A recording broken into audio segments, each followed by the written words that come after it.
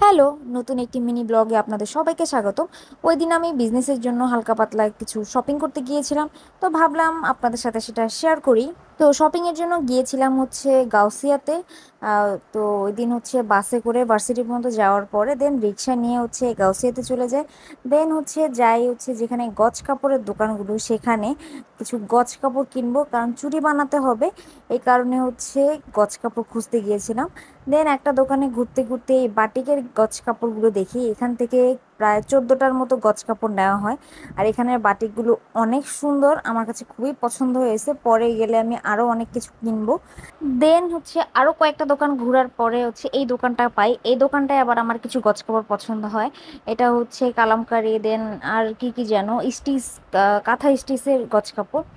অপর ওখান থেকে কেনাকাটা করার পরে দোতলায় চলে যাই। ওখান থেকে হচ্ছে আমার লেস কেনার দরকার ছিল, এখান থেকে খুঁজে খুঁজে কিছু